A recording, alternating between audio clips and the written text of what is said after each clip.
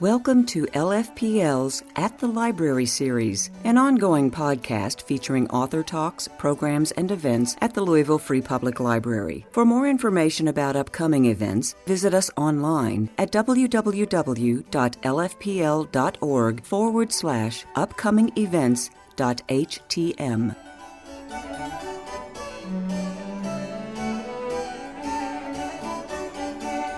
S.G. Goodman is a singer-songwriter from Hickman, Kentucky. Her debut album, Old Time Feeling, was co-produced by Jim James of My Morning Jacket. Yeah, go ahead. You do not have to hold your applause. Country singer-songwriter Margo Price was 19 years old when she dropped out of college and moved to Nashville to become a musician. A fixture of the East Nashville music scene, she was nominated for a Grammy in 2018. She's collaborated with musical legends like Willie Nelson and has been the musical guest on Saturday Night Live. And I don't know about you, but I like DVR, Austin City Limits. And if you didn't catch Margo on there, it was fantastic. In her new memoir, Maybe We'll Make It, Price tells her story of loss, love, and the struggle to build a career while trying to maintain her singular voice and style. Her latest album, Strays, is due for release in 2023. Based on my brief preview in the back, these two are going to be fabulously entertaining. Please welcome S.G. Goodman and Margo Price. After you. Hello.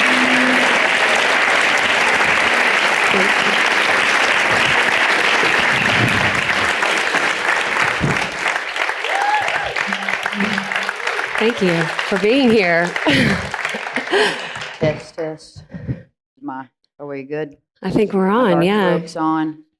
We got these little pilot mics. We're not used to these. No, we were singing a little Britney Spears in the back, and I was singing Garth Brooks. But anyway, thank y'all for being here. This is my first ever Q&A. I'm normally on the A side of the Q&A situation, so you have to bear with me. But I'm honored to be here talking about Miss Margo Price's new book, Maybe We'll Make It. I'm going to do a little peddling during the talk. That means I'm going to tell you about her yard sale she's got going on tonight. She's got a little book to sell, you know. And during my discussion, I've decided I'm going to, of course, talk about the book, but I'm here to shoot the shit, and I don't want to give too much away because I enjoyed feeling like I was discovering something while reading it, and I don't want to take that away from folks. So we're just going to have a discussion, artist to artist, farmer's daughter to farmer's daughter, and thank y'all for being here. Thank you. Anyway, let's get down to business. And, I haven't talked to Margo about anything I'm going to ask her here tonight, so I was just going to go about this in the way that I would want to know certain information. So, how much does a ghostwriter cost? I don't know because, unfortunately, I lost my mind writing the damn thing by myself. And, someone asked me that the other day. They go, "Did you get a ghostwriter?" And I said, "No, people do that." And then they looked at me and they were like, "Maybe they did." Uh-oh. I won't say who it was. But yeah, I started writing that book when I found myself knocked up in 2018 with my daughter, Ramona, and I just needed to occupy my time. I mean, you're about to put out a new record, so you're in a press cycle for that. You're in a press cycle for your book. You're used to having journalists ask you all kinds of questions. But now, I was wondering, it must have been freeing to be able to say your story in your own words and be in control of it, because you know how it is with journalists. Even if you're on the phone with them for an hour, Zoom or whatever, you're not in control of what they choose to tell about you, and you got to talk about you in your own way. Yeah, they already got the story written before they call you up. And they usually mishear a couple things, if you know what I mean. You got to record it on your end, too. Exactly. But it's a tricky business, having other people put your story into their words. And then, yeah, some people in here might know us personally, but a lot of people don't. But what the journalists say or how people get to know us. So I thought it was really powerful, to read about you in your own words and exactly how you presented yourself by yourself is really interesting to me, specifically around the vulnerability of it. And, I'm just going to ask like some technical questions. When you're writing a book and you're telling your own story and you're talking about people who are close to you or were at one time, this might be a boring question, but do you have to ask their permission? Did you change names or anything to keep people safe or anything in this book at any time? Some of them? I did. I changed a few names because they were worried about me getting sued. Yeah. And then there's some names that I did not change. And I had arguments with past bandmates about some of the information that was going to be included. So we're not speaking right now, but yeah, the book's better for it.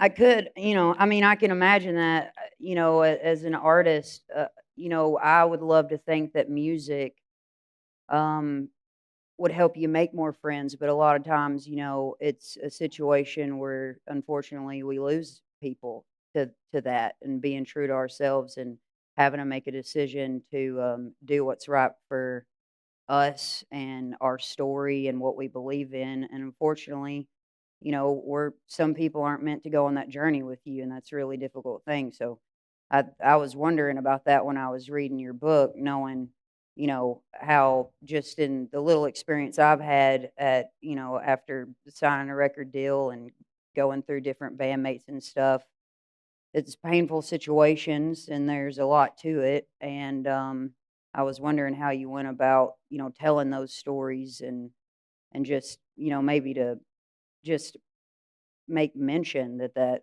must have been really difficult at times to, even though you were the one getting to write your own story, sometimes to protect people and ourselves, it can be really hard to do. So I thought that was pretty interesting.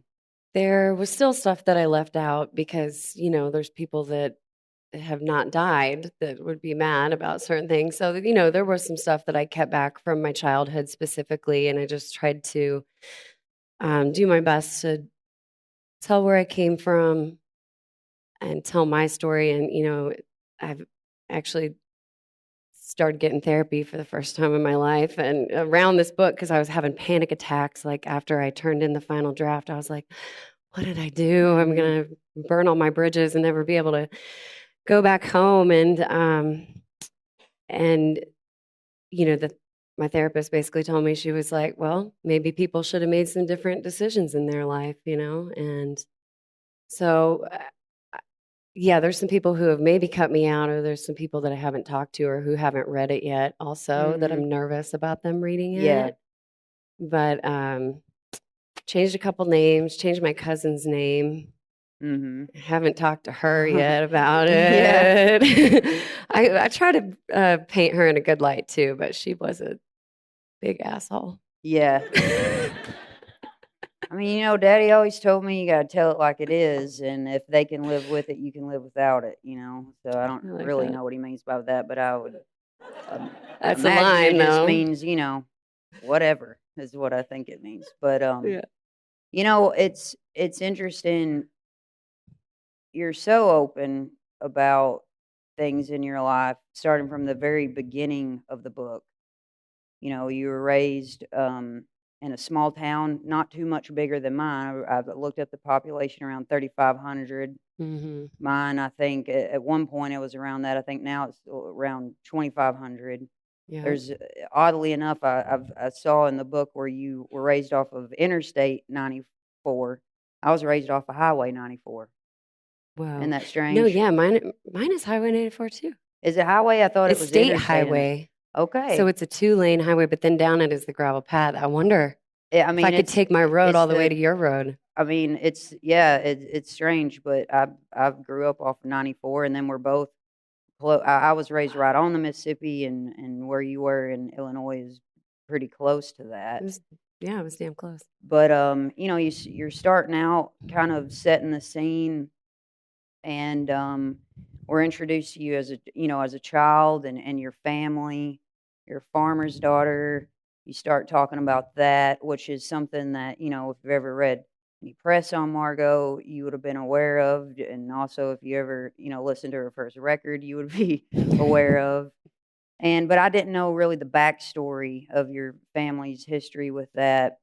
And I think it's strange, and it's hard to answer this a lot of times in the press about why it is, coming from that background, your sense of place is so important to you, and being raised in that environment. And I loved how you framed, your sense of place early on in the book, and how that informed you even now, and what you gravitate towards in your writing, and the people that you believe in and stick by. But along with the, setting yourself up, and us getting to know you from early childhood, we start to see how music and performance came into your life from such a young age. And you're also very front end loading with it, kind of showing some themes that would happen, and how we would get to know you through the rest of your book, with your openness around struggles in your life, with addiction, body image, a lot of things. And even though you're Margo Price, as we know you, in the public eye, it was really refreshing to see how you have really written a piece of work that has very universal themes in it, with maybe not everybody in here is an aspiring artist, or a singer, songwriter, whatever, but a lot of us in here, not me, but a lot of people in here are mothers. A lot of people in here have dealt with addiction and body image issues. And I think, with those themes, and you allowing us to get to know you in that way, we're able to connect with you as a person, instead of a parasocial relationship that we're all unfortunately victims to, with social media and stuff. The internet. So, but we got a love story going on in the book too, and I just wanted to know, your husband Jeremy, and we're introduced to him like around chapter 4, and I just wanted to know, when you talked to him about the idea of writing a book, and obviously he probably would assume he was going to be involved in this. Did he come to you and was like, okay, I think, I'm going to support this. I'm fine with you telling some intimate details about me, our family, or whatever, but when you first introduce me, you have to say I look like George Harrison.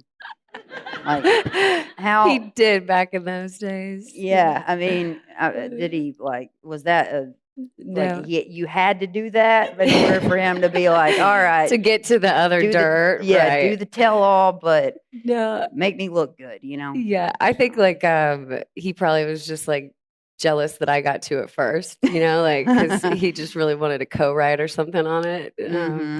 But no, he was the one that, the first draft of the book looks very different from the book that you read now, and in the ways that, there were some things I was keeping back. Yeah. There was some stuff that was really still going on in my life. When I started writing the book, I was still drinking. When I started writing the book, I was probably still thinking about getting a nose job and, getting it all fixed the way that they want you to be propped up in this business. So I went back and I just put in how I really felt about a lot of it. And I put in, just some of the things that Jeremy and I went through after losing a child. And it was tough to decide to include that, because our family did not know about a lot of those really hard things. So, Mm-hmm. even more than the public, like knowing it was just kind of like not wanting to disappoint our families. But at the end of the day, it was like I was just trying to cope with losing a baby and a failing career, um, and I'm not ashamed of it. I feel like being able to write it all down is like I own my truth. And then if anybody's gossiping about me and saying that I'm this or I'm that, it's like, well, you can read it in the book. I'll tell you how it is. I know. That's what, when I was reading the book, I was like, wow. I mean, I really don't, I know that I'm not currently that brave to be that I'm a lot open older than you. Just give it time. Wait for my Life book, makes you y'all. I'll hard. give you the tea. But I mean, that's the thing. You mentioned therapy, and I'm a big believer in therapy. I've been in therapy for nearly 12 years. Wow, that's incredible. I've really only been in for like 9, 10 months, and I'm like, I know everything now. That's that's awesome. But my last year of college, I was a philosophy major, and I wasn't a terrible student. I just didn't know a lot about the game of college. And so, I didn't know you could like audit classes or anything like that. So I had a lot of classes I had to redo.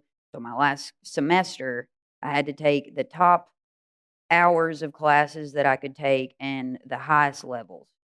And I needed a top level class, an extracurricular, and a woman told me to take this leadership class, and it was I thought it was a big joke. Well, and I thought it was a joke because the way the professor kind of constructed the classroom, I felt like it was kumbaya sessions. We were breaking off into small groups. I was a very, uh, I thought a lot of being a philosophy major at that time in my life. And my classmates in this class, we had like a 3-page paper we had to write, and they were all complaining. And I had 20 pages that I had to turn in that week or something. So I thought the whole thing was a joke. And I didn't understand why he was having us break off into small groups and ask people about personal things in this class. I didn't know how that applied to leadership or whatever. And I went to my professor one day and I was like, this is a joke and it's kind of a waste of time and I don't understand. Well, this particular professor, um, his name is Bob Long, and he was the vice president of the Kellogg Foundation, which is one of the largest nonprofits in the world before he took that position at Murray State. And he said, at the end of that course, one thing that he would always say in our class is, if you say something aloud, it becomes real to you and who hears it. And it's a fundamental belief in talk therapy. And, then I started understanding how he was wanting me to relate to other people. And it was all around this concept of seeing yourself and being seen. And so I think, when I'm talking about like your bravery and you talking about such vulnerable and personal things in this, when I was reading it, I was wondering how this was shifting your heart of hearing your own story aloud, because that is the power of therapy when you're having to tell another person your truth or whatever. And so I Yeah. found that super interesting and compelling throughout the whole book. And, I can't wait for y'all to discover exactly what I'm talking about. But like I said, I'm not going to go into every single detail. But it was interesting getting to know some of the, early moments of you and Jeremy's relationship, and how how in a lot of ways y'all were a little bit matches and gas in those early years of you trying to figure out how you were going to make it. Not to, play on words here, but it, when you left Illinois and went to Nashville, to the big city, they didn't give you a manual of how to make it in the music industry after leaving, crossing the county line. And that's for all of us as musicians. Not all of us are Nashville royalty, where we come from like long-standing families that can tell us we need to talk to this person, do that. But you did have an uncle there that was a songwriter who's had some nice hits and everything. But I did love the fact it wasn't like I would say he was helpful, and that he told you, you needed to get your shit together. But Tough love. yeah, tough love. But that was kind of like those early moments, and I know I've had them myself, of where you either gave up or you kept going, and you decided to work on your craft. And I think that's always something that people don't realize about artists, or a lot of artists, is how many years and how much personal growth, and also just being disciplined to the craft you have to do. You have to write a lot of bad songs. Oh yeah. I mean, I said this last night, but like we're not all John Prine. Like, unfortunately, we don't just like come out of the gates swinging and write Donald and Lydia and Sam Stone and all that. Like, in the audiobook, I share a lot of my like early demos and my early recordings, and I hadn't found my voice yet. It's not like it's the worst thing in the world to listen to, and actually, some of the writing is like decent, but it's like even just the way I was singing, like. I was always singing way down in my lower register. I didn't, I mean, it takes so much time to learn how to write a good song, and I feel like every song that you write is just kind of chipping away at, Yeah, fine tuning that. exactly. And I know I was out west, and I went through all of Lucinda Williams' catalog that I could get off of like streaming or whatever.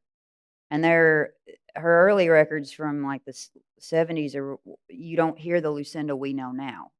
And you can do this. You can go back and you can and see what exactly we're talking about here, about finding your voice, and kind of growing into your own shoes as an artist. And I thought that was interesting, and I appreciated you sharing that, because a lot of people, they just thought you popped up out of nowhere, and that's not true. Yeah. So it was really cool that you chose to include that in the book.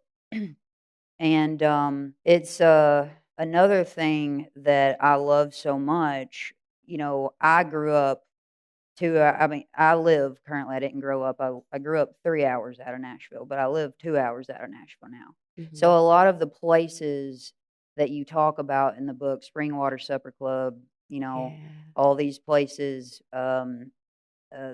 like Five Spot or whatever, I'm very familiar with in my own time going to Nashville. And in fact, back in the day, which I didn't have a car at one point in college for a few years, but I remember seeing price tags on marquees Shit. in Nashville. Very Yeah. strange, huh? That is strange. Really weird. I've been there a long time. I love when people call me a fixture of East Nashville. I'm like, wow. But no, and a lot of those places now are closing their doors. Like I talk about, I think just Mercy Lounge and some of those spots, and they're in Lindsley, and all the things that really make it sound cool. Did Exit In? Has it? What Man, happened with that? That keeps going back and forth. What I keep hearing is that it got bought out, and then but the people that bought it out want to keep it cool or something. We'll That's see. good. Yeah. That's encouraging. Yeah, I mean, it seems like it's there to stay, but so much has changed in the 20 years that I've been there, and makes me nostalgic to hear it sometimes. Yeah. Well, it made me really nostalgic to like read this and think about those days, because I remember going down to like Dino's before they switched owners. Yeah. And I running into a lot of the characters in your book, which are real people.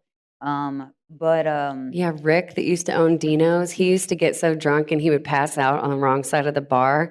And then like one time we were in there and it was right after 308 opened, and my band was playing with this blind blues singer, and he didn't even know that Rick, the bartender or the owner, was passed out. And so he was singing to Rick's butt crack for like at least 20 minutes. And then all these people came in from 308 and they just walked back behind the bar and started pouring their drinks themselves. But RIP, the old Dinos. I just remember in the back at the grill area, I was there for, oddly, a Third Man book reading. Nice. With Chet. Yep. Yeah. Pony. And a writing mentor of mine was in, I think, their second edition.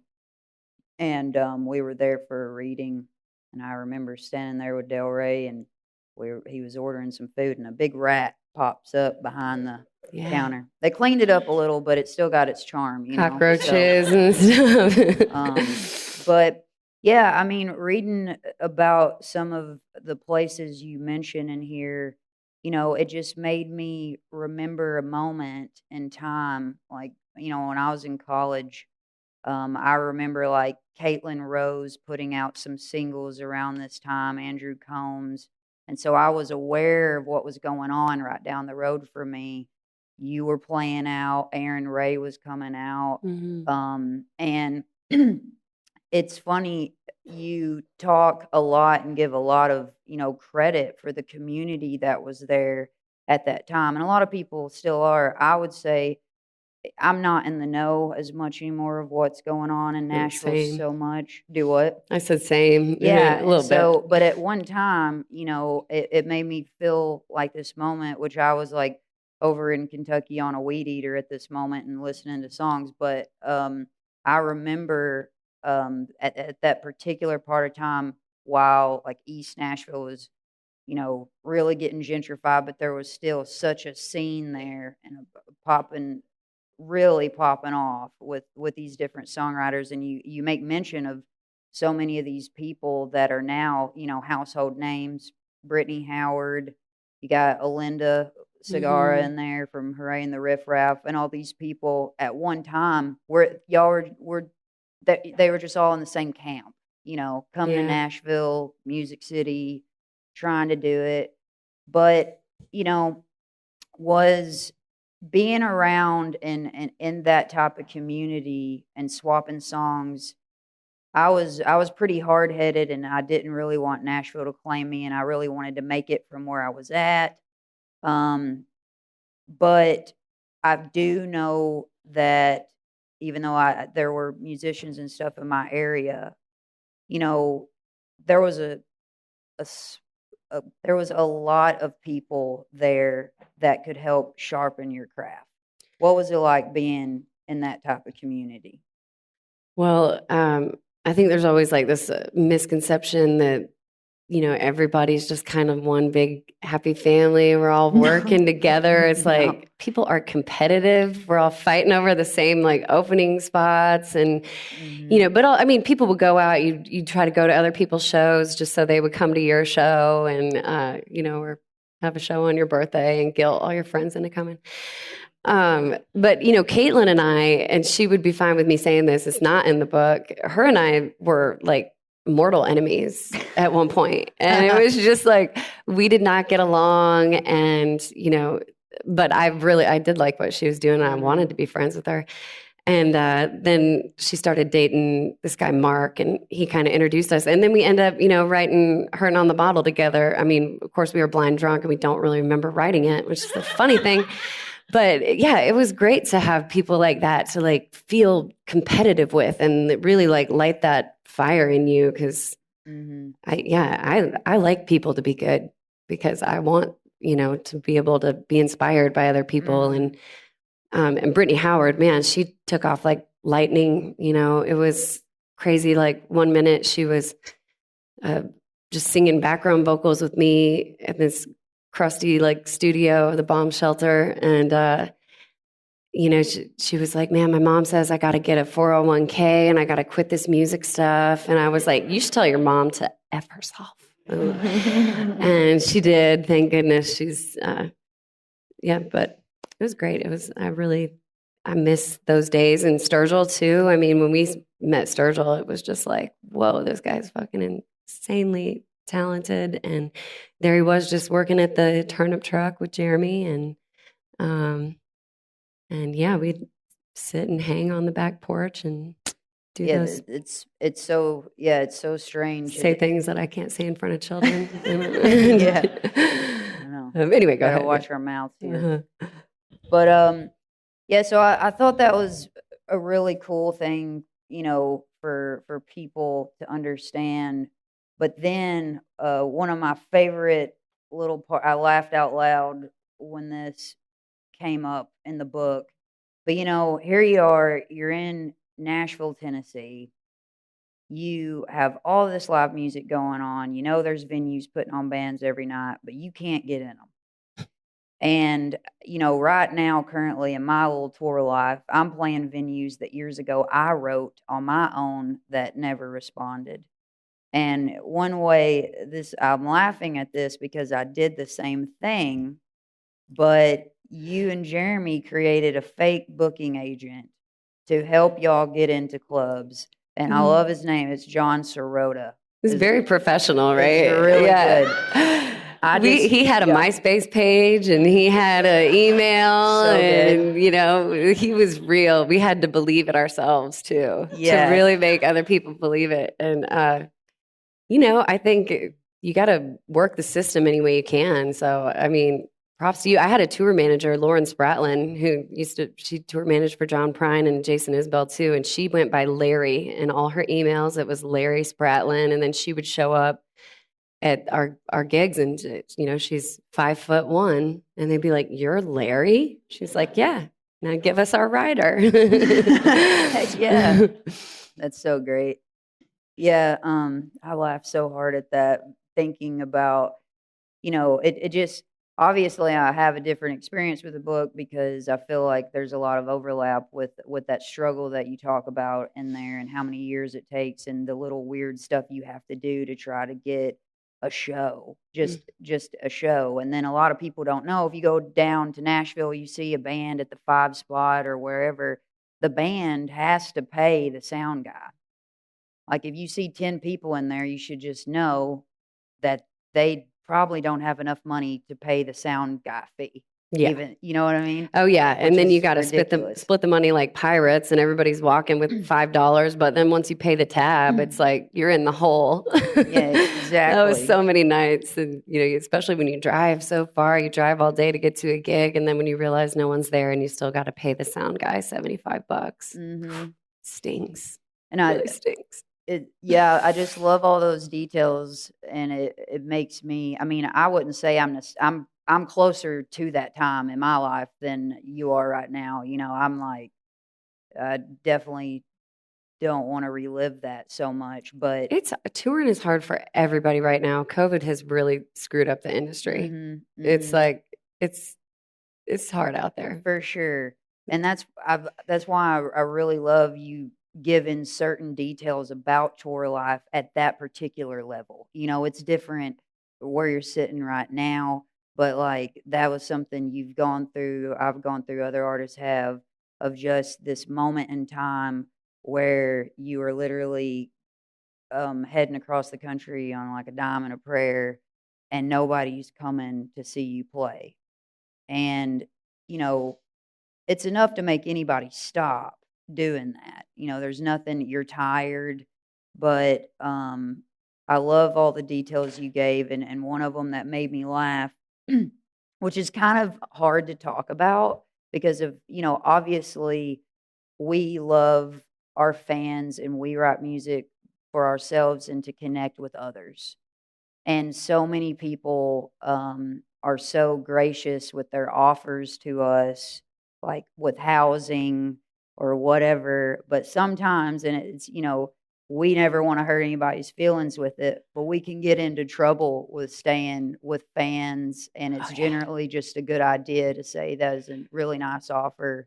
Even, I'm sure 90% of the time it would be fine. But I love the story you tell in the book about the crazy fan who basically tried to sleep with everybody in the group. It was just like, I know, she was the cook at the restaurant we played on our Desperate and Depressed tour. So yeah, it was just the most bizarre thing. She, you know, we have this gig that actually our booking agency set up, and it was like, okay, you're going to get a meal and you're going to have a place to stay. And it sounded really good, but this was at Tony B's down in Florida somewhere. And the cook was drunk. She wasn't even there when we first showed up. And then, yeah, the house was trashed. And she was trying to get in bed with everybody, even the fiddle player at the end of the night. She was 2 a.m, stumbled in and started coming on to Kristen. And we were like, okay, I think we should not stay with fans anymore. but the reality is, and I love the way you set it up. Like a lot of people, the reason why artists do that is because you're not making any money, and you're totally depending on that venue coming through with that food. You're totally depending on that place to stay. And at the end of the night, like, that's just another $100 in the hole for you to go out and get a hotel room. And sometimes you just really don't have that. Yeah, you get there at 2 a.m. You got to get up and drive a million miles the next day. So if you can just crash somewhere. Yeah, it I is love good. when I was reading this, I was thinking, wow, I hope this has an impact on, people who want to support people doing live music, because it's oftentimes a hard thing to talk about or to say to an audience or to your fans. It's like, no, actually, it really does make a difference if you buy that T-shirt or CD. It really does. makes all the difference. Like Mhm. your gas money or whatever. And now, like, I would always tell people, like, to buy records more than stream somebody's music. I don't trust any of y'all to stream my song 150 times. But I was just like, buy the record, please, so I can maybe, keep a job. But Yeah.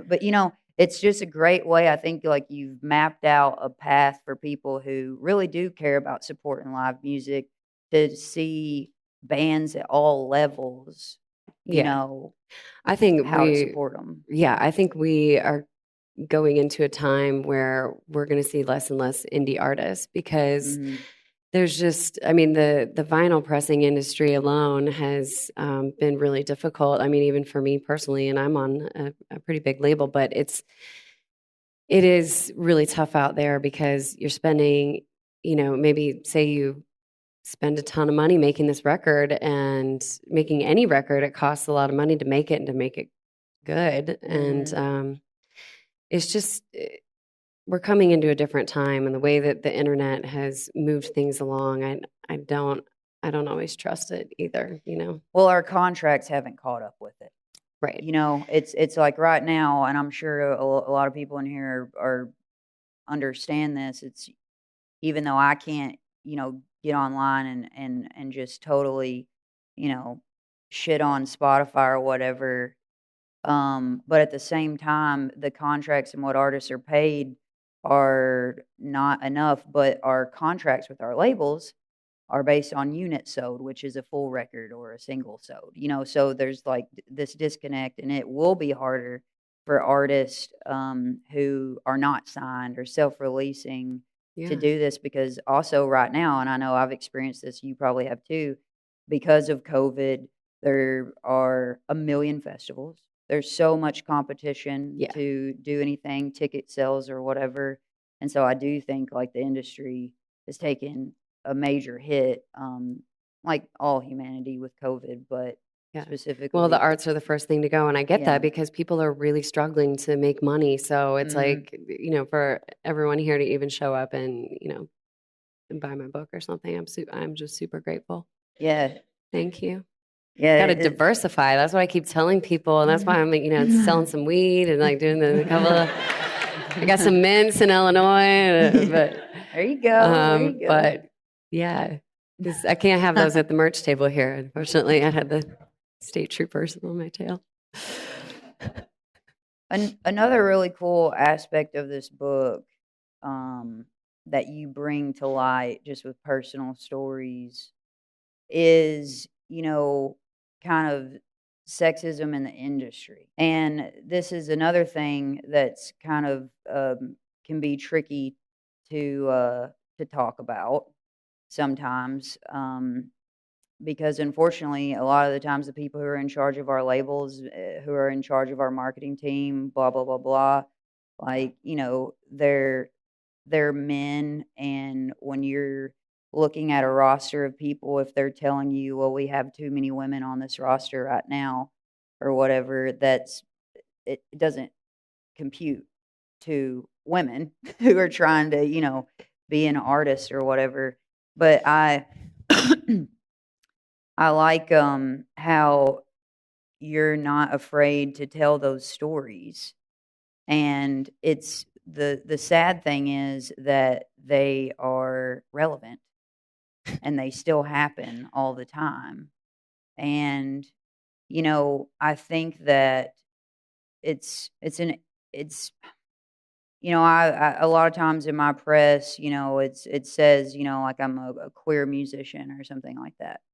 And then recently, that's really, even though that's true, I'm not ashamed of it. I think representation is great. It's like people did not, risk their lives for me to have safety in saying that, for me to be completely othered all the time. Mhm. And I feel like the music industry for women in general always still puts women in a category all of their own, as Oh, if yeah. we're not even, can't be just a musician, a storyteller, a Right. songwriter. And, um, how you talk about stories and instances early on in your career, but right now, like, do you still feel like this is something you experience and see, like, after signing a record deal, contract, that kind of thing? Do you still feel like this is super prevalent now? I think things are, getting better, but again, it's like, yeah, I get frustrated. I had a conversation on CMT a long time ago that was like Next Women of Country, and I was like rolling my eyes at the title of it and everything. And we showed up, and there was this big press conference. We all had on microphones, and we were talking, and I was like, said something about how, why don't we have it men in music and whatever, and then they just cut it all out, and it didn't include it. But I think it's frustrating that we have to have these conversations, but at the same time, sometimes you have to have that awkward pointing those things out. The label that I do not mention in there, they are still around, and they've got a lot more women like on their roster now, and so that's why I haven't like said anything, because I feel like they've kind of tried to right the wrongs a little bit. Yeah, it's frustrating to be pointed out that what your gender is.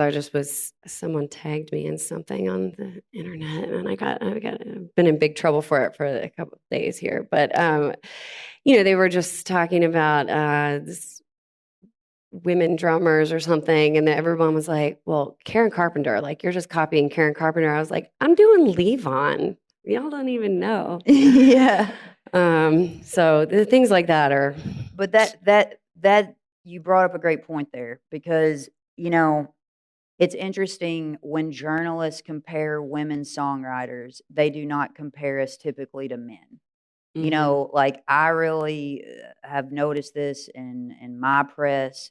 They have to compare you to another woman. They could not, it would blow their minds if they knew, like, actually, I wasn't influenced by this woman. I was more of, maybe I was more influenced by Townes Van Zandt right. or whoever. They Mhm. can't even, like, imagine that my influences weren't necessarily the women that they're comparing me to or whatever. But why Exactly. can't we be compared to the songwriters, men that are like our contemporaries right now? Yeah, We're not. exactly. They have to find a woman to compare us to. And that's, again, another way of othering. And the same way, I think, it trickles down from the business side or whatever. Um, right now, I played Rupp Arena a little bit with some. Okay, Oh, well, let's let her finish her thought here, and we're gonna do then we'll do some questions questions at in the a end. I minute. promise. Yeah. I'll quit gabbing.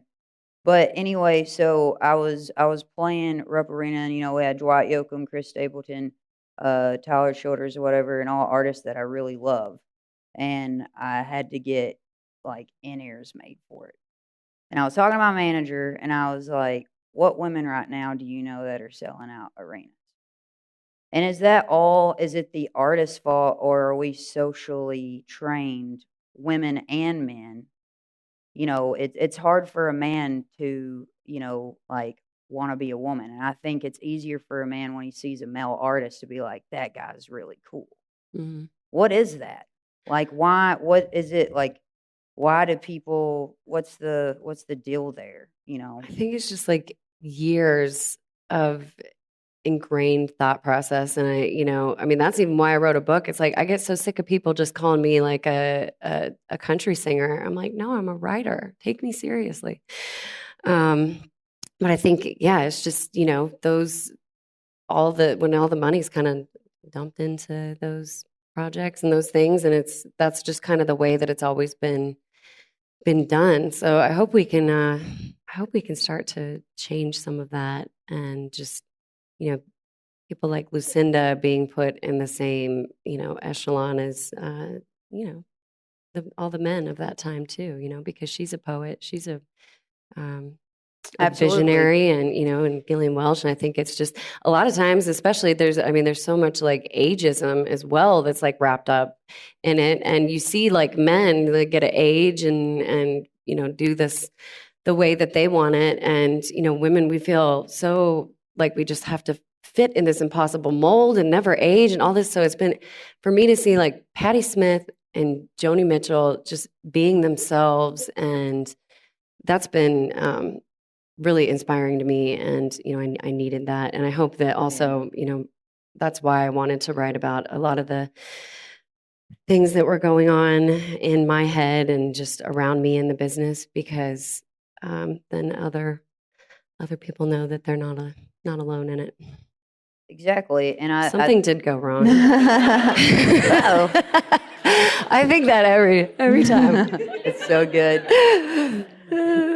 No, I think that's like a wonderful thing to share with people, because like I said, one of the earliest things I said was, those types of things apply to all women in here, right? Any woman in the workplace, any woman who are presenting themselves in society, we're always judged on our looks. Yeah. That's always thing that we've been socially trained to be able to comment on around women. I was actually at Lucinda Williams' Troubadour Award.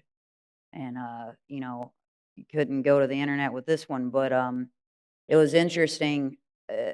A couple top people from BMI, I'm guessing, were going to introduce, to say some things at the award ceremony. And I was just absolutely taken aback by one of the first things out of their mouth was they all commented on what she looked like. Like, you look so beautiful, you look stunning, blah, blah, which is nice. Nice to compliment people. But this is Lucinda Williams, one of the greatest songwriters of all time, okay? And she was there to receive an award for that. Yeah. And, like, there was a journalist that got up who, in his speech about her, was like, I remember seeing Lucinda back in L.A. or wherever, back in, the 70s. And to be honest, I had a crush on her. I mean, not appropriate. It would not have happened to, Hyatt or Prine while they were getting their awards there. That Right. their physical appearance would never have been a talking point. No one would ever have dared said they had a crush on John Prine in front of Fiona. It's just like kind of just these weird double standards that you see all the time. And so I think it's, they're universal. They apply to all of us in here. And I really thank you for talking about that. But should we do? Yeah, should we do a couple questions? Gavin's? And then I was also going to say, I was going to play a couple songs, but I'd also, if you want to sing in your weird mic, I'd love to hear you do a song, and I know everyone else would too. So we can do some questions, but then I just threw her on the spot. I didn't ask her about that backstage, so you could think about it. You got to warm up. I didn't. Oh, well. You go back, do a couple little la-la-las or something if you want. Yeah. Who's got Okay, a question? please do come up to the microphone if you have questions. You can line up Okay. right away. To it. Thank you. Okay. Hey, thank you. I'm great. If you sing this song. Hi. Hi. Margo. Yeah. I saw you play the music on the YouTube today. My English is my second language, so You're doing today great. I hear you as a big asshole. I don't know what's the definition. I will check dictionary. I will know what it means. Okay. Okay. Yeah. So what's the big challenge for you when you first time on a formal performance? Yeah, formal performance. You come from very small village. Your first formal performance. For me, it's a big challenge because English is my second language. So No, for you me, a did very great. big challenge when I first time speak with a microphone. Yeah, I do the couple sentences for the announcement. I'm very nervous. So Yeah. how about you? Your first time, do the formal performance, you make some money. So what's the big challenge for you? Oh gosh. Well, I think, the first time that I was on television was really scary. It was really fun, but they keep it so cold in those TV rooms, and we went to do Colbert, and just the same with SNL. It was just we were carrying our own stuff, and we didn't have a bus, and we had one person on our crew, and I was really nervous, but I think all the years and years and years of playing in the bars, it trained me. Yeah. Yes, I never forgot my first time on the microphone. Talk about just a couple sentences. I'm very nervous. I love that. No, I get more nervous for stuff like this. When I'm singing, I'm not as nervous, but the talking, never know what's going to fly out of my mouth and get me in trouble. I have a second question. So we are the adult. So we between the friend, we build the credit. So time by time, step by step. So we make the credit between the people, between the friends. If someone, your special one, your lover, broken the credit, how do you deal with? Oh, you mean like taking my songwriting credit Yeah. or something? Oh, I'd sue him. Yeah, luckily I have not had that happen, but I did, we were just talking about how I fabricated my first booking agent and my first manager. I've still had to use some of those devices. Even just recently, I was writing songs for this album I got coming out in January, and somebody put this on the internet, and I want my label. So, they're filming it. Shit. They wanted me to write with these big writers, and I was just like, I don't know, just don't know if that's me. And so some time goes by, and I'm just stewing over it because I'm they don't think my songs are good. They don't get me. They don't understand what I'm doing. And I'm just getting angrier and angrier. And I'm walking in the woods, and I finally get this song idea that comes to my head. That's probably a little bit more, has a better hook. That's what they're looking for. They want the hooks. So I write them an email. I send the song demo. I was like, check this out. I just wrote this with Caitlin Rose's mom. She writes with Taylor Swift, So I just wrote this song with Liz Rose and Caitlin Rose. And it's like, this is the hit. We need to go back in the studio and write this. And so I ended up kind of finishing it with Sharon Van Etten, and she sings on it. But it was all, I told them that, and they were like, brilliant. This song is so good. Oh my God, Caitlin's mom, what a great writer. So yeah, you just gotta outsmart them. Yeah. Last one. Okay. May I interview you in the future sometime? Oh, wait, one more time? May I interview you? Yeah, can I interview you in the future sometime? Yes, let's do it. Oh, I'm Italian. Because I'm different culture, different question. Yeah, I love experience. That. Dude, hit up Cameron. Cameron's back here, and she's over here. Oh, yes, yeah. In the Talk future. to my publicist. I will interview you because I'm different culture, different experience, different question. I love that. I love your questions. Thank you so much. Give it was me a whole second interview. Address. Okay, thank you very much. Thank you. Also, I like your braids. You're pretty. Hey. Hi, how's it going? Good. So from one Illinois chick to another from circa 1983. Hello. Hey, how's it going? Good. So I'm a little Vintage nervous. year. Yeah, so I'm a little nervous, so I'm hoping I don't screw this up. And I am going to make a comparison to a male for you. Hey, no, I'll take all the women comparisons too, as long as they're good. Yeah. So I just started last night, and I see a lot of similarities to Kitchen Confidential by Anthony Bourdain. And I know that you were close with him at one point. I was wondering if you drew any inspiration from his memoir or any other memoir while writing this book. Without a doubt. I went back and reread that and love him so much, and just really think it's such a shame that he is not still here with us, because he was such a great writer. And yeah, he sent me a message in my inbox a long time ago that I go back to when I'm feeling, kind of low, that was just like, you deserve all good things coming your way. That's nice. I was gonna say you write really raw like he did. So Thank you for saying that. That means a lot.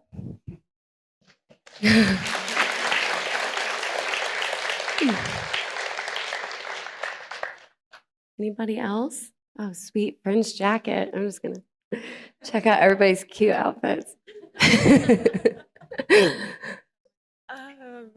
What advice do you have for anyone who wants to start writing songs? Yes, I love that. Well, I have been going back to this myself recently, just thinking about the accolades and all the awards and, the things that you start thinking about once you've been in this business for a long time. And, if you want to be a songwriter, just sit down and just write a song, because you don't need anybody to tell you that you're a songwriter. Like, you already are. I bet you write poems, and I bet you, I had a younger girl ask me though the other day. She said, what should I just can't figure out how to start the song. And I was like, just listen to a bunch of songs that you like, and then get a frame in your head, and you just start writing to that song. But then you sit down, you write different chords to it. No one will ever know you were ripping off another song.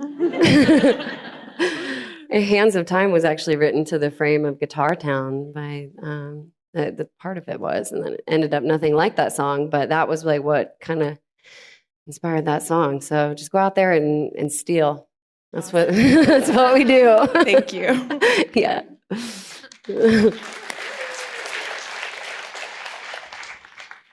Yeah. Hi. You can take it off. Yeah. Oh, that's so cute.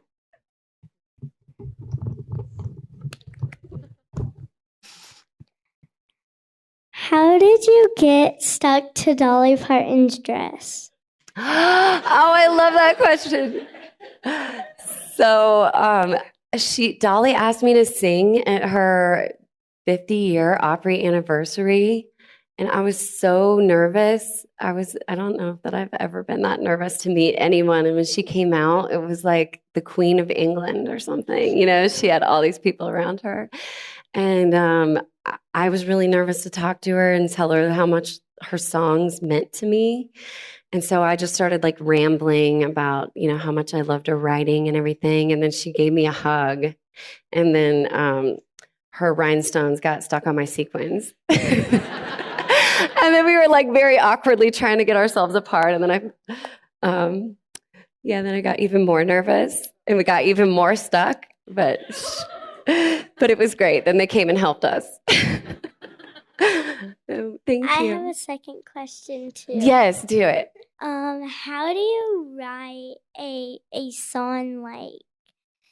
How do you write a song with like? How do you like get the words so fast? Well, sometimes when you're lucky, the words come really, really fast, and all the stuff comes at the same time. But sometimes it takes way too long. Sometimes you can work on a song for years, and it will be laying around. And then if that happens, you should phone a friend. Thank you. Thank you.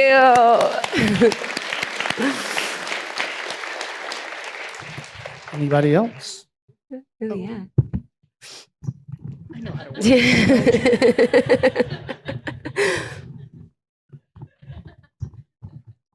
You were already a very personal songwriter. What made you decide that these particular personal stories needed to be in a book?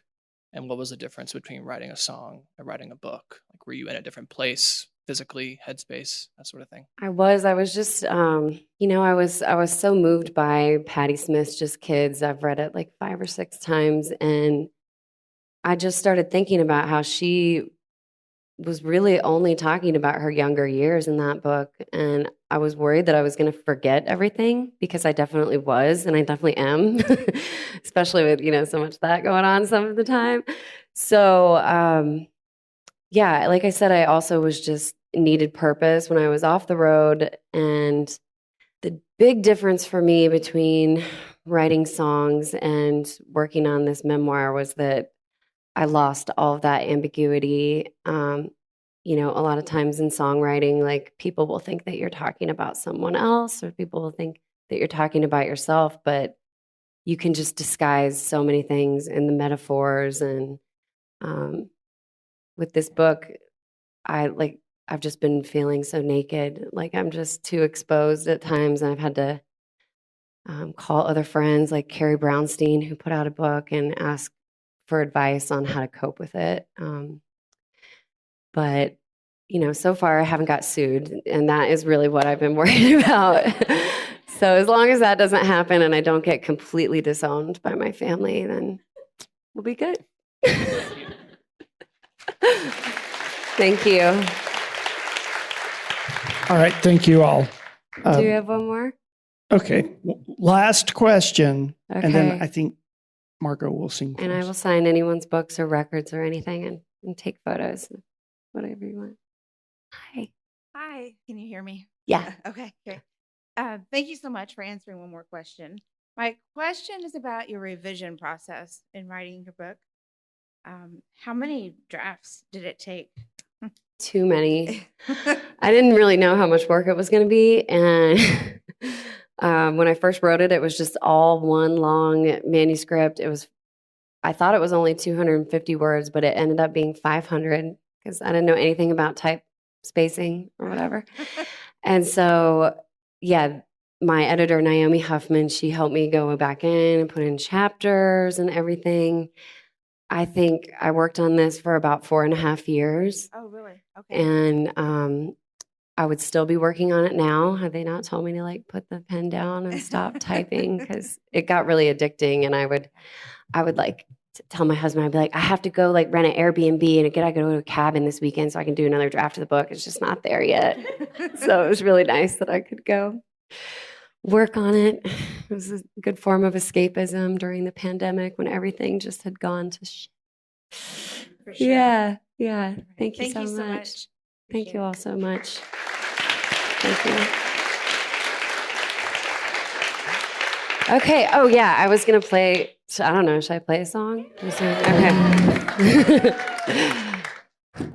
I really would like SG to come out here, but I think let's see if she feels like serenading me. I said I was going to get my band. We're going to cover one of our songs. She really is one of the best new voices that I've been hearing lately. People in it. Yeah. Oh, I thought she came around the corner. I was like, yeah, get her out here. Okay. At least I got a mic. Last night I didn't have a mic for my guitar, so we'll see how this goes. Guitar tech is just like the old days, but I don't have a sound guy yelling at me. Yeah. Do not pass go. Let's see. Something new, something old, something borrowed, something blue. What should we play here? Since you put me down, it's like you read my mind.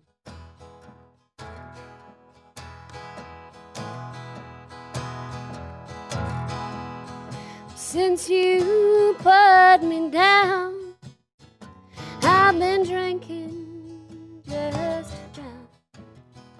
I've been lying through the cracks on that sea.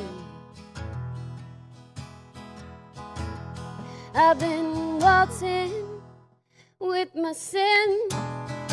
He's an ugly, evil twin. He's a double-crossing, back-stabbing thing. I killed the angel on my shoulder with a fifth of Evan Williams. When I found out you were never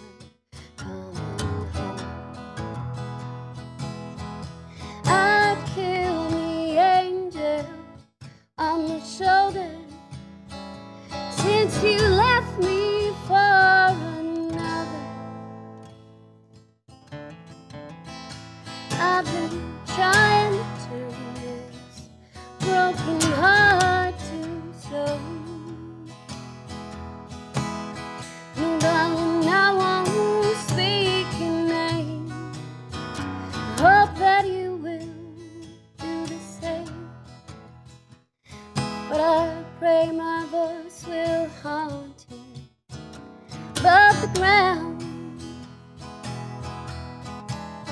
And if I see your face again, don't consider me your friend. Made me feel like an orphan and act like a clown. I killed the angel on my shoulder with a handle of tequila, so I wouldn't have to spend my nights alone, all alone. I killed the angel on my shoulder since you left me for another. I've been trying to turn this broken heart to stone.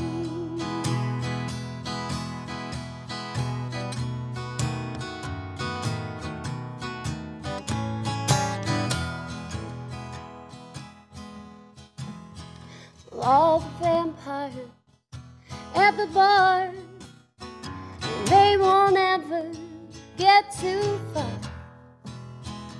They're just sucking all of the good blood out of this town. But I'm an outcast and I'm astray, and I plan to stay that way.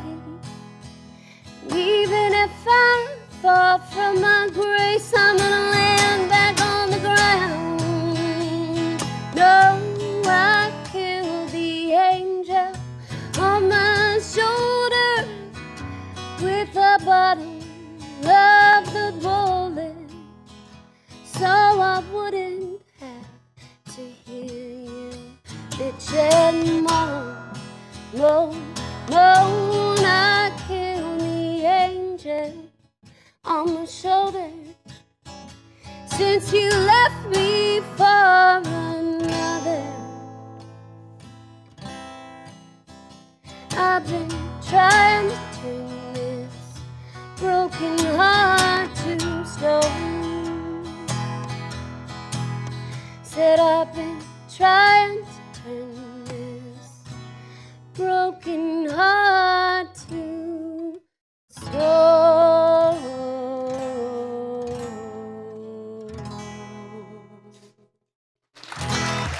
Bless you. Thank you. Whew.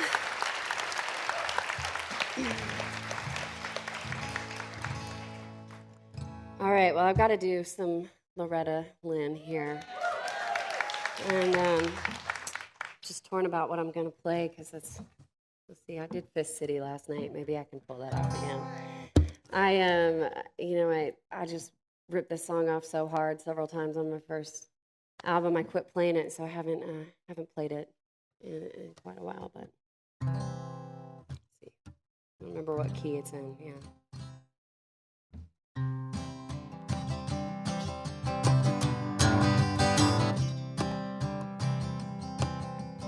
You've been making your brags around town, but you've been loving my man. But the man I love, when he picks up trash, he puts it in a garbage can. That's what you look like to me. What I see is pity. You better close your face and stay out of my way if you don't want to go to Fist City. If you don't want to go to Fist City, better detour around my town. 'Cause I'll grab you by the hair of the head and I'll lift you off of the ground. I'm not saying my baby's the same because he ain't, but he won't get around with a kitty.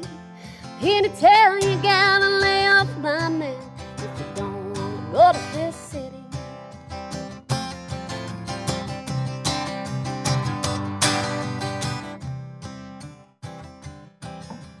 Come on and tell me what you told my friends if you think you're brave enough. 'Cause I'll show you what a real woman is if you think you're hot stuff. But If you get too cute or witty, you better move your feet. If you don't want to eat a meal, it's called Fifth City. If you don't want to go to Fifth City, you better get your grandma in town. 'Cause I'll grab you my hair of the hair and I'll lift you off of the ground. And I say my baby's the same because he ain't never home got around with a kitty. Here to tell you, gotta lay off my man if you don't wanna go to Fifth City. Here to tell you, gotta lay off my man if you don't wanna go to Fifth City.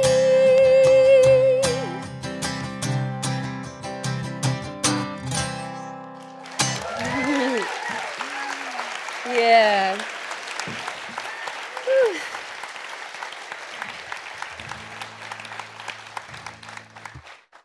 Okay, maybe I'll do one more Loretta's and then I'll get down. And it's the like last one here because, you know, Kentucky, yeah, what a loss. Okay, let's see if I can remember this one. I did this one maybe a couple weeks ago.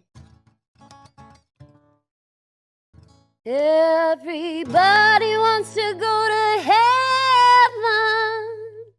but nobody wants to die. Everybody wants to go to heaven, but nobody wants to die. Once upon a time there lived a man and his name was Hezekiah. He walked with God both day and night, but he didn't want to die. He cried, oh Lord, please let me live. Death is close, I know. God smiled down on Hezekiah and gave him 15 years to go. Everybody wants to go to heaven, but nobody wants to die. Lord, I want to go to heaven, but I don't want to die. Still I long for the day that I have a new birth. Still I love living here on earth. Everybody wants to go to heaven, but nobody wants to die.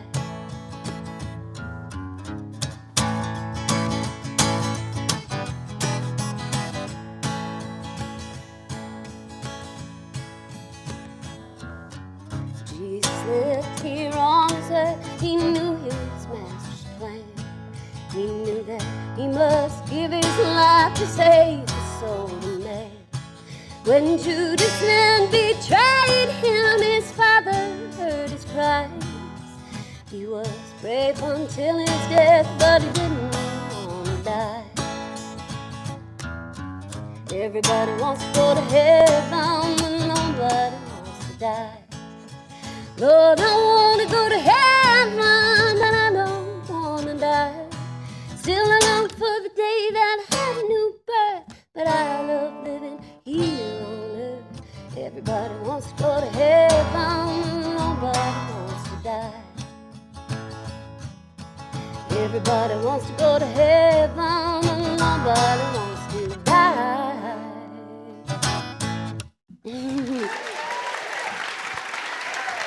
Thank you. Loretta Lynn forever.